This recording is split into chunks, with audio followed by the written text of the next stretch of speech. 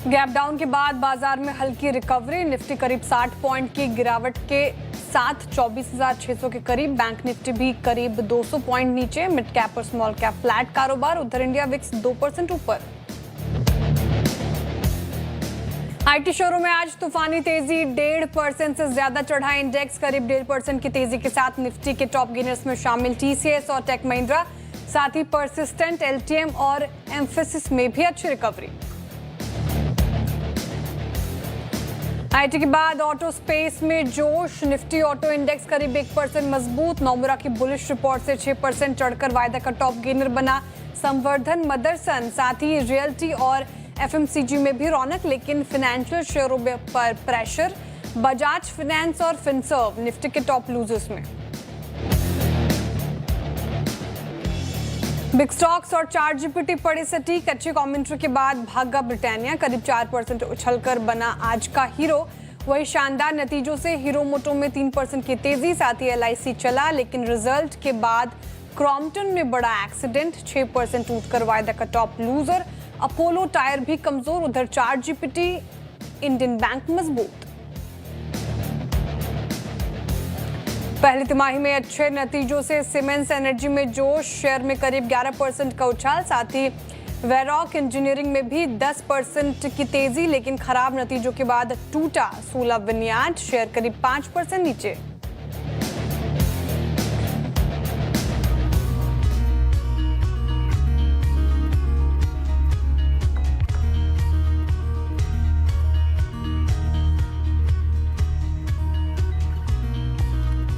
नमस्कार, सीएनबी से आवाज, मोतीलाल ओसवाल लाइव स्टूडियो में आप सभी का स्वागत है। आप देख रहे हैं ट्रेडर्स हॉटलाइन। मैं हूं आपके साथ श्रेया ठाकुर और मेरे साथ मौजूद है मार्केट एक्सपर्ट अमित सेठ जी, जो अगले आधे घंटे आपके सवालों के जवाब देंगे।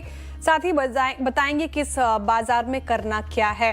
निफ्टी लेकर आई स्क्रीन पर और ऊपरी स्तरों से फिर से फिसलता हुआ जो 24,600 का ऊपर का जो रेजिस्टेंस है वो पार करने में दिक्कत आ रही है। बैंक निफ्टी भी नीचे है और यहाँ पे ब्रेथ भी थोड़ी कुछ खास नजर नहीं आ रही आज के सेशन में। एक बार क्रूड रखिएगा, और जिस तरीके से थोड़ा क्रूड में उछाल देखने को मिल रहा है वो एक परेशानी का सबब बनता हुआ $83 के आसपास कामकाज कर रहा है। और एक बार रख दीजिएगा स्क्रीन पर आईटी पैक, जहां आज रौनक देखने को मिल रही है। आईटी पैक ने कहीं ना कहीं संभाल के रखा है बाजार को 1.5% ऊपर, हालांकि ये भी थोड़ा ऊपरी स्तरों से फिसलता हुआ। और ऑटो पैक में अच्छा मूव है। स्टॉक स्पेसिफिक मूव मार्केट में अच्छे हैं, लेकिन फ्राइडे का सेशन है, करना क्या चाहिए। निफ्टी, बैंक निफ्टी पर एक क्विक टेक। और Amit ji, good morning once again, स्वागत है आपका ट्रेडर्स हॉटलाइन में। सर, हमने मंडे, ट्यूसडे, वेडनेसडे, थर्सडे तक का सेशन देख लिया और समझ लिया वो काफी हद तक वो कैश वाली कंफ्यूजन अब थोड़ी थोड़ी कम होती हुई नजर आ रही है। तो अब निफ्टी और बैंक निफ्टी पर क्या आउटलुक बन रहा है आज थोड़ा प्रेशर में? जी good morning Shreya ji, and good morning to all the viewers. Shreya ji, Nifty में हमने एक फैंटास्टिक रैली देखी रिसेंटली, और उसके बाद हम पिछले 2-3 दिनों से थोड़ा साइडवेज है, और आज के सत्र में एक हम पुल बैक देख रहे हैं यहाँ पे। तो पहले तो हम पोजिशनल व्यू इस पे लेंगे। देखिए, हम सारे की मूविंग एवरेजेस के अभी भी ऊपर है। जहां पे हमारा ब्रेकआउट लगभग 24,450, 500 के आसपास आया था, वो भी इंटैक्ट है। तो पोजिशनली हमें इस मार्केट में रहना है जब तक 24,450 के जोन्स इंटैक्ट हैं। पोजिशनल अगर हमारी कोई पोजीशन है तो हमें इसमें बने रहना है। इंट्राडे के लिहाज से मुझे लग रहा है कि अगर इफ ड्यूरिंग द डे कोई भी अगर हमें डिप टूवर्ड्स 24,500 मिलती है तो हमें लॉन्ग जाना चाहिए with a 50 point stop loss. तो मेरे हिसाब से अभी भी it's a buy on dip market. रही बात बैंक निफ्टी की, यहाँ पे भी देखिए PSU banks are trying to do well. कल के सत्र में हमने देखा ICICI bank was trying to do well, और यहाँ पे भी हम 10, 20 और 50 डेमा के ऊपर ही ट्रेड कर रहे हैं। तो कोई भी डिप 57,820 का करंटली प्राइस चल रहा है निफ्टी बैंक में। यहाँ पे भी कोई अगर 300-400 पॉइंट की डिप आती है तो लगभग 100 पॉइंट के स्टॉप लॉस के साथ लॉन्ग ही जाना चाहिए। आज के सत्र में करेक्शन जरूर देख रहे हैं, but it is still a buy on dip market in both the indices. Okay, on both the indices, it's buy on dips strategy you have to follow. तो buy on dips की strategy Nifty और bank Nifty पर आपको अपनानी है। Overall texture और trend की बात करें तो वो पॉजिटिव नजर आ रहा है। स्टॉक स्पेसिफिक मूव भी है, तो अब बहुत सारे क्वेरीज एड्रेस करने की कोशिश करेंगे इस शो में। तो नंबर वो रख देते हैं स्क्रीन पर, जिसके जरिए आप और मैं कनेक्ट हो सकते हैं और अपने सवाल आप पूछ सकते हैं। व्हाट्सएप नंबर नोट कर लीजिए 7045220000। ये व्हाट्सएप नंबर पर आप अपने सवाल भेज सकते हैं। इसके अलावा आप अपने प्रश्न सोशल मीडिया प्लेटफॉर्म्स पर भी #आस्क आवाज करके पूछ सकते हैं, CNBC आवाज के प्लेटफॉर्म्स पर। साथ ही श्रेया ठाकुर यानी कि मुझे डायरेक्टली DM करके भी आप अपने प्रश्न पूछ सकते हैं। और इस कड़ी में हमारे साथ जुड़ रहे सबसे पहले राजेश जी नागपुर से। राजेश जी नमस्कार। नमस्कार मैम जी, सवाल आपका। मैम जी मैम, मेरे पास मैम इंडसइंड बैंक के 165 शेयर्स है 1072 के रेट से, और TTML के शेयर्स है मैम 400 शेयर्स है, वो 107 के रेट से है मैम। 107 कहा आपने, ठीक है जी जी। क्या पूछना चाह रहे हैं, क्या पूछूं इन दोनों स्टॉक्स पर? मैम कब तक मतलब ये प्राइस आ सकती है या फिर इसमें प्रॉब्लम आएगा? नहीं, इंडसइंड बैंक ने रिटर्न्स तो दिए हैं, ऐसा नहीं है। पिछले साल 24% का रिटर्न दिया था और इस साल में अब तक देखिए तो 13% के रिटर्न मिले हैं। हालांकि आपकी खरीद से थोड़ा नीचे कारोबार कर रहा है। 1072 बताया आपने, 1007 का यहाँ पर अभी करंट मार्केट प्राइस है। अमित जी क्या करना चाहिए, इनको होल्ड कर सकते हैं, लॉस मुनाफे में तब्दील होगा? जी एक्चुअली इन्होंने इंडसइंड बैंक तब लिया जब थोड़ा सा मेरे हिसाब से स्ट्रेस था अपने की मूविंग एवरेजेस से। लेकिन अगर स्ट्रक्चर की बात करें तो यहाँ पे पॉजिटिव स्ट्रक्चर अभी भी इंटैक्ट है। रिसेंटली लगभग 1080 1100 तक के प्राइसेस हमने देखे थे। स्टॉक एक पुल बैक मोड में है। हाई लो का स्ट्रक्चर अभी भी इंटैक्ट है। तो हमारा जो इमीडिएट स्विंग लो है जो इस स्ट्रक्चर को प्रोटेक्ट करता है, दैट कम्स अराउंड 990। तो जब तक 990 इंटैक्ट है, यहाँ पे पॉजिटिव ट्रेंड बरकरार है। तो 990 के स्टॉप लॉस के साथ आपको स्टॉक में बने रहना है। रही बात टाटा टेली सर्विसेज की, आई थिंक ये स्टॉक काफी लंबे अरसे के बाद मेरे ख्याल से किसी ने पूछा है या टीवी पे आया है। बट ओवरऑल अगर देखें तो काफी अच्छे खासे लॉसेस में है, कहीं भी इन्होंने कोई स्टॉप लॉस नहीं लगाया। तो कभी भी निवेश करें तो पहली सलाह ये है कि एक स्टॉप लॉस जरूर लगाएं। 60-70 रुपीज का लॉस है तो it's very difficult to tell कि आप यहाँ पे अपना लॉस बुक करें। लेकिन ओवरऑल स्ट्रक्चर वीक है, और ये स्ट्रक्चर आज से वीक नहीं है, एक लंबे अरसे से वीक है। Continuously lower low lower highs बन रहे हैं और 200 एमआ के नीचे ये स्टॉक ट्रेड कर रहा है। तो कोई भी उछाल है जहां पे भी आपका लॉस कम हो तो यहाँ से भी निकलने की कोशिश करें। ओके, TTML यहाँ पर तो बहुत ज़्यादा लॉस हो रहा है। 107 उन्होंने अपनी खरीद बताई थी और 39-40 के लेवल पर कारोबार करे, तो बहुत लॉस हो रहा है। सेल ऑन राइज की स्ट्रैटेजी अपनानी है आपको इस पर्टिकुलर काउंटर में, जहां भी थोड़ा लॉस कम हो निकलने की कोशिश कीजिए। वही दूसरी ओर इंडसइंड बैंक का स्ट्रक्चर अभी भी मजबूत है। 990 का स्टॉप लॉस जरूर मेंटेन करें और होल्ड करने की राय अमित जी की तरफ से आती हुई। आगे बढ़ते हैं, हमारे साथ जुड़ रहे हैं अब अमित शर्मा जी जलंधर से। अमित जी नमस्कार। मैम जी, सवाल आपका। मेरे पास न्यूलैंड लैब है 100 shares at the price of 1344। तो I just want to know कि इसको नेक्स्ट 5 इयर्स के लिए अगर होल्ड किया जाए तो what will be the target? एक बार खरीद बताएंगे फिर से? 1344 रुपए, 1344। 1344, ओके। बहुत ही अच्छे खासे प्रॉफिट में हैं आप न्यूलैंड लैब पर। नतीजे आए थे उसके बाद से कल भी दौड़ा ये स्टॉक, आज भी देखिए 2.5% ऊपर है। शानदार आपको मुनाफा हो रहा है इस पर्टिकुलर काउंटर पर। और अमित जी चार्ट्स पर भी बेहद स्ट्रांग है। पिछले वीक भागा, मतलब 6 महीने का चार्ट रखिएगा एक बार न्यूलैंड लैब का, और देखिए 58% के करीब करीब रिटर्न्स मिले हैं पिछले 6 महीने में। शानदार मुनाफे में है, मुनाफा भी बांधे यहाँ पर। पार्शियल प्रॉफिट बुकिंग भी कर सकते हैं क्या, या फिर अभी भी होल्ड करेंगे और इनका जो 20,725 रुपए प्रति शेयर का प्रॉफिट है वो और बढ़ेगा? क्या लगता है आपको? जी श्रेया जी, स्ट्रक्चर देखे तो पहले से ही न्यूलैंड लैब का स्ट्रक्चर पॉजिटिव था। 2 दिन पहले इनफैक्ट यहाँ पे गैप अप हुआ। इट वाज अ ब्रेकआउट और ब्रेकआउट बैक विद वॉल्यूम्स। अच्छी बात ये है कि जो हमारा ब्रेकआउट का लो था वो इंटैक्ट है और स्टॉक अपने लेवल्स मेंटेन कर रहा है। तो ओवरऑल स्ट्रक्चर यहाँ पे पॉजिटिव है। आपकी बात बिल्कुल सही है कि मुनाफा भी हमें प्रोटेक्ट करना है एट द सेम टाइम। तो मैं ये कहूंगा कि आपका जो ट्रेलिंग स्टॉप लॉस है प्रॉफिट का, आप उसे 21,500 तक ले। तो कोई भी कारणवश से अगर 21,500 के नीचे जाता है तो आपका प्रॉफिट कुछ लॉक होगा। But at the same time अगर ये जिस हिसाब से मोमेंटम में ऊपर जाए तो हमें और भी ज्यादा मुनाफा होगा। तो जो ट्रेलिंग स्टॉप लॉस है पूरी पोजीशन का, उसको 21,500 तक ट्रेल कर लें और इस पोजीशन में बने रहें। ठीक है, 21,500 21,500 का आपको स्टॉप लॉस लगाना है और मेंटेन करना है, यहाँ पर आप होल्ड कर सकते हैं। आगे बढ़ते हैं और हमारे साथ अब जुड़ रहे हैं अभिषेक जी ईटानगर से। अभिषेक जी नमस्कार, सवाल आपका। मैम मेरे पास ग्रो के 94 शेयर्स है at the rate 197, so I want to keep it for long term. तो अभी तो गिर रहे बट एवरेज कब करना है? हेलो जी, मैं समझ गई आपका प्रश्न। पेडिग्री काफी अच्छी है, रिटर्न्स भी दिए हैं, ऐसा है नहीं ग्रो ने, और 190 पे कर रहा है कारोबार, 197 आपके खरीदे, थोड़ा ही लॉस हो रहा है आपको। ग्रो पिछले 6 महीने में 14% ग्रो हुआ है, और इस साल में अब तक मैं देखूं अमित जी तो अच्छे रिटर्न्स तो दिए हैं इसने। अब इनको होल्ड करना है या फिर यहाँ से होल्ड कर सकते हैं या फिर एग्जिट करें? क्या राय लग रही है यहाँ पर चार्ट्स देखकर? जी देखिए, ग्रो ने इनिशियली एक मूव जरूर दिखाया था। हमने यहाँ पे ब्रेकआउट दिखा था लगभग 192 के लेवल में 2 से 3 महीने पहले। उसके बाद लगभग 228 के प्राइसेस आए थे। अब वहां से हम ये देख रहे हैं कि स्टॉक थोड़ा सा साइडवेज हो गया है, ऑल्दो ट्रेंड मेंटेन है, लेकिन स्टॉक साइडवेज हो गया है। हमारा सपोर्ट आता 185 के आसपास। तो पहले तो 185 का स्टॉप लॉस लगाएं और इसे होल्ड करें। अभी एवरेज करने की सलाह नहीं है, क्योंकि momentum is on the negative side. जब तक ये स्टॉक पॉजिटिव मोमेंटम नहीं दिखाएगा तब तक हमें और पोजीशन यहाँ पे नहीं ऐड करनी है। 185 का स्टॉप लॉस लगाएं, जो कि हमारा ब्रेकआउट एरिया है, और इस स्टॉक को होल्ड करें। ओके, ठीक है, स्टॉप लॉस जरूर मेंटेन कीजिए और 185 रुपए का, और फिर आप इसे होल्ड कर सकते हैं, लेकिन इन लेवल्स पर एवरेजिंग की सलाह नहीं है।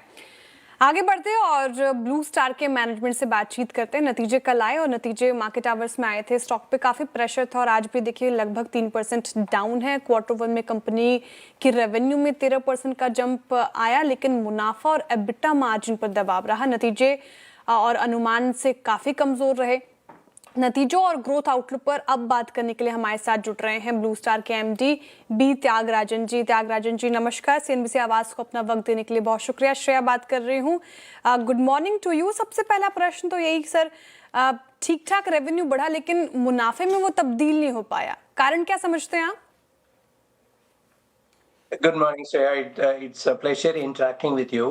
Same. You know, I have been talking about this ever since March. First of all, the summer season itself set in much later. It was only on April 20th we started seeing summer season, but it abruptly ended by June first week. It coincided with a period of very high inflation of input material costs as well as depreciation of Indian rupee. On the whole, we had to take a price increase of 13%, but we couldn't pass on that at all. We could pass on barely around 5 to 6%. In the process, the margin for segment 2 is impacted. Even in segment 1, there was erosion of margin, basically due to higher commodity input costs, but our inability to also pass it on to the consumers. Having said that, our treasury sales performance was exceedingly good in the month of May and June. To put it in the right perspective, as per the GfK data, we lost a market share of 50 basis points in April. We gained 10 basis points in May. We further gained 50 basis points in June. So we had done well in terms of tertiary sale, more or less holding on to our tertiary sales market share. The erosion would have been only 30 basis points. In the process, our operating costs are very high due to consumer finance and other consumer schemes, Right. and the margin also got eroded due to commodity prices. So this particular thing is an aberration in the track record of Blue Star. I think it will continue for another couple of months. Only with the onset of festival season, the corrections will take place. So there is nothing to worry. This is an aberration. We will get back to our margin performance before the end of this financial year. Okay, ठीक है, तो आप इस पूरे financial year को लेकर काफ़ी positive हैं। आपने कहा कि फेस्टिव सीजन से थोड़ा मोमेंटम पकड़ेगा, लेकिन तो गाइडेंस क्या रख रहे हैं त्यागराजन जी फिर फाइनेंशियल ईयर 27-28 के लिए? मार्जिन्स क्या रहेंगे, क्योंकि आपने इसी क्वार्टर की वजह से एक इम्पैक्ट बताया है और साथ ही आप प्राइस हाइक पास नहीं कर पाए कंज्यूमर को, उसका एक इम्पैक्ट देखने को मिला। जब आप कह रहे हैं कि आने वाले समय में ठीक ठाक हो जाएगा मार्जिन, तो गाइडेंस क्या है sir? So, as far as segment one is concerned, there is a huge momentum in data center MEP projects, and you have seen our order book crossing rupees 7,000 crores.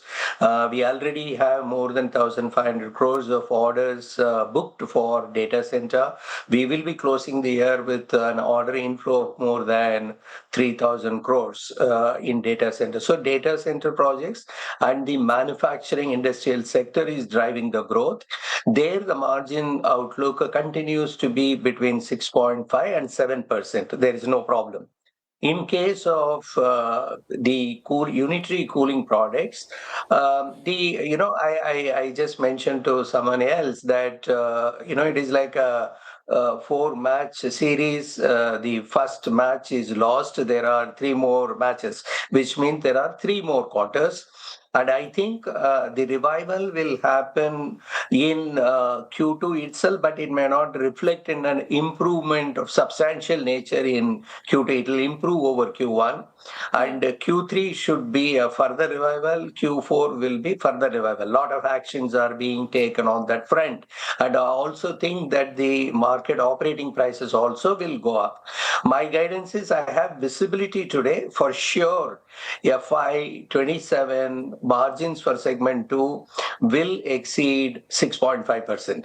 Whether it is 7 or 7.5, I am not able to say it. It all depends on commodity prices and the West Asia crisis. Geopolitical tension तो है ही त्यागराजन जी। अच्छा, आपने कहा अभी कि data centre business काफी अच्छा कर रहा है, यहाँ पे ऑर्डर्स लगातार बढ़ रहे हैं, तो सवाल प्रश्न मेरे मन में ये उठ रहा था त्यागराजन जी कि क्या डेटा सेंटर बिजनेस आने वाले समय में ब्लू स्टार के एसी बिजनेस को पीछे छोड़ते हुए एक बड़ा बिजनेस का हिस्सा यहीं से आएगा, डेटा सेंटर ऑर्डर से? Yeah, so a lot of things are happening. It is the happening industry, and the silver line is that our stellar performance there, plus our cash position. You would have seen that we have improved our cash more than 500 crores. We end with over 900 crores of cash. So there is the working capital performance was good in Q1. That will continue. So coming to data center, so I think we will end the year with an order inflow of around rupees 3,000 crores, and we will end with a revenue of close to around rupees 1,500 crore from that segment. If you fast forward within a couple of years, the order inflow should be around rupees 6,000 crores, and our revenue should be 4,000 crore, which is by FY29 close to 20% of Blue Star revenue coming from data center segment alone. So in data center, there are 3 distinct parts. There is a data center MEP project. We put together the electrical, mechanical systems and cooling. There is a second part, which are the conventional chillers for cooling. There is a third part, which is an advanced cooling, like liquid cooling. Now, the largest market today is for the MEP projects, where we have close to 30% market share. It is hovering around 25% now. And that part is happening. In the chiller, we are having most of the product ranges. Many more products are to be launched. We hold somewhere around 10% market share, and our intention is to grow the market share. The advanced cooling, which is the third part, which will be the future one, we are yet to tie up. That's where it is. So on the whole, you can expect rupees 3,000 crores of order inflow this year and close to 1,500 crores of revenue this year. Fast forward to FY29, 6,000 crores of order inflow and 4,000 crores of revenue. Okay okay, interesting numbers Thyagarajan ji, data centres business पर और data centre MEP orders पर आप अपनी राय रखी and आप बहुत optimistic है आने वाले क्वार्टर्स को लेकर and all the very best for that. Tyagarajan ji बहुत शुक्रिया आज हमारे साथ जुड़ने के लिए, तमाम सवालों के जवाब देने के लिए, thank you for joining us today.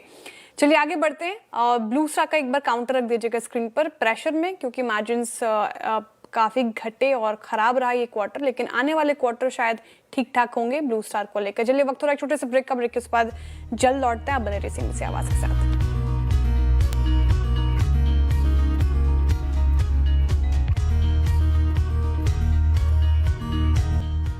Welcome back, आप देख रहे हैं ट्रेडर्स हॉटलाइन। अब वक्त हो रहा है सोशल मीडिया क्वेरीज को एड्रेस करने का। बहुत सारे सवाल आए हैं और वो हम पूरी कोशिश करेंगे ज़्यादा से ज़्यादा सवाल लेने की। और सबसे पहले सवाल मैंने अभिषेक जी का ही पूछा है और अभिषेक जी ने अगस्त की कॉल ले रखी है ट्रेंड की। ट्रेंड का चार्ट रखिएगा एक बार स्क्रीन पर।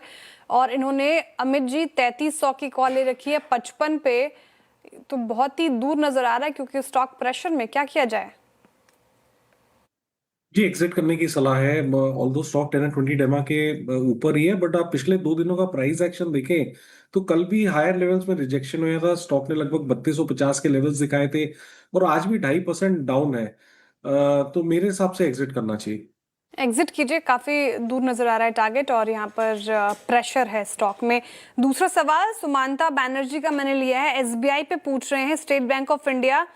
अच्छा, नतीजे इसके आएंगे आज, वहाँ पे तो नजर रहेंगी, लेकिन ये पूछ रहे हैं state bank of India call profit target and stop loss. Okay, इन्होंने अपनी खरीद भाव नहीं बताई है, लेकिन व्यू दे दीजिए। एसबीआई शायद इनके पास है, क्या करना चाहिए? जी आई एम एक्सट्रीमली सॉरी, मेरी पोजीशन है तो I can not comment on this, but overall अगर पीएसयू बैंक सेक्टर की बात करें तो यहाँ सेक्टर पॉजिटिव है। पीएसयू बैंक्स ओवरऑल में एक अच्छा हम ट्रैक्शन देख रहे हैं और पिछले 2-3 दिनों से सेक्टर की अगर बात करें तो बहुत अच्छा मोमेंटम है यहाँ पे। ठीक है, एसबीआई सेक्टर अच्छा मोमेंटम है, स्टॉक भी ठीक ठाक नजर आ रहा है। अतुल जी हमारे साथ जुड़ रहे हैं पुणे से। अतुल जी नमस्कार। नमस्कार मैम, मेरे कुछ लॉन्ग टर्म व्यूज है शेयरों में। पटेल इंजीनियरिंग जिसका एवरेज बाइंग प्राइस है 33.33 with an quantity of 1000 shares. Second है डायमंड पावर इंफ्रास्ट्रक्चर जिसका एवरेज बाइंग प्राइस है 239.4 विद क्वांटिटी ऑफ 114 शेयर्स। और थर्ड लुपिन जिसका एवरेज बाइंग प्राइस है 2516.1 क्वांटिटी 10 शेयर्स। ठीक है, लेकिन अतुल जी कोई 2 ही सवाल ले पाएंगे, कौन से स्टॉक्स डिस्कस कर सकते हैं बताइए आप? डायमंड पावर इंफ्रास्ट्रक्चर और लुपिन। ठीक है, डायमंड और ल्यूपिन। तो डायमंड पार रखिएगा स्क्रीन पर, आज अच्छी तेजी के साथ कर रहा है कारोबार। अब प्रॉफिट में भी हैं आप, 240 आपने उसके आसपास अपनी खरीद बताई, 364 पे कर रहा है कारोबार। क्या करना चाहिए, पार्शियल प्रॉफिट बुकिंग करें या होल्ड कर सकते हैं? चार्ट्स तो स्ट्रॉन्ग नजर आ रहे हैं सर। जी Shreya ji, I am really sorry, diamond power में ट्रैक नहीं करता तो थोड़ा सा डिफिकल्ट होगा कमेंट करने के लिए। ठीक है, डायमंड तो पटेल इंजीनियरिंग बता दीजिए फिर, इनका जी मैं ये ट्रैक करते बाकी हैं क्या? हाँ जी, मैं बाकी दोनों का राय दे देता हूँ। देखिए, अगर पटेल इंजीनियरिंग की बात करें तो ये स्टॉक 200 डेमा के नीचे चल रहा है, कंटिन्यूसली लोअर हाइज है।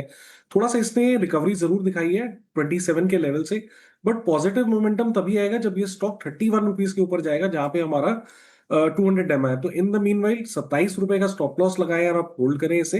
दूसरा स्टॉक आपने कहा लुपिन। लुपिन का स्ट्रक्चर देखिए, overall medium to long term structure positive है। स्टॉक में एक पुलबैक जरूर आया हुआ है लेकिन 50 डेमा होल्ड कर रहा है। एक बार स्टॉक अगर 2450 के ऊपर निकलेगा तो अच्छा हम ट्रैक्शन देखेंगे, लेकिन होल्ड ही करना है। यहाँ पे स्टॉप लॉस हमें लगभग 2350 रुपए का लगा के रखना है। 2350 का स्टॉप लॉस मेंटेन करें और ल्यूपिन होल्ड कर सकते हैं। पटेल इंजीनियरिंग भी आपको होल्ड करने की सलाह है। ल्यूपिन अच्छा चला ये काउंटर, इस साल में अब तक करीब 14% के रिटर्न्स। और कुछ क्वेश्चंस एड्रेस कर लेते हैं। और मुझे पता है सोशल मीडिया क्वेरीज बहुत सारी आती हैं, लेकिन हम सवाल कुछ कम ही ले पाते हैं हम। अब जो मैंने सवाल लिया है वो लिया है अंकित गौरव जी का, और ये पूछ रहे हैं कि हाय श्रेया, हाय अंकित, आई बॉट एशियन पेंट्स का कॉल 2760 की अगस्त की कॉल ले रखी है इन्होंने 53 रुपए पे। Currently it is at 47 rupees. Should I exit or my price can come back? Amit ji बताइए क्या करना चाहिए? जी देखिए, लगभग 6 रुपए का लॉस है, बड़ा लॉस नहीं है। प्राइस एक्शन थोड़ा सा नेगेटिव है। अगर 200 MR जो कि 2730 के आसपास है मेक और ब्रेक लेवल से, ये टूटते हैं तो थोड़ा सा और पुल बैक आ जाएगा। हमने कॉल ली हुई है और कॉल में हमें मोमेंटम चाहिए। जब तक मोमेंटम नहीं आएगा तो यहाँ पे पैसे कमाने में मुश्किल है और टाइम वैल्यू इरोड होती है। तो मेरे हिसाब से एक बार आप एग्जिट कर जाएं, क्योंकि फिलहाल ऑल्दो स्ट्रक्चर पॉजिटिव है एशियन पेंट का, लेकिन अभी यहाँ पे पॉजिटिव मोमेंटम नहीं है। एशियन पेंट्स पर ये राय आती हुई फिलहाल तो एग्जिट करने की राय है इस पर्टिकुलर काउंटर पर। चलिए वक्त हो रहा है शो को वाइंड अप करने का। बहुत शुक्रिया अमित जी आज हमारे साथ जुड़ने के लिए, तमाम सवालों के जवाब देने के लिए। क्लोजिंग में जुड़ रहे हैं क्या सर हमारे साथ? नहीं मैम, आज नहीं। हाँ, तो अभी इसलिए मैं आपको विश कर देती हूँ happy weekend, happy Saturday and Sunday. Thank you Amit ji, बहुत शुक्रिया जुड़ने के लिए जी। और दर्शकों का भी बहुत बहुत आभार इस तादाद में जुड़ने के लिए, अपने प्रश्न पूछने के लिए। और जिनके भी सवाल रह गए होंगे वो फिर से हमारे साथ मंडे जुड़ सकते हैं और अपने सवाल पूछ सकते हैं। चलिए एक छोटा सा ब्रेक के उस पार देखिए खिलाड़ी नंबर 1 नुपुर के साथ।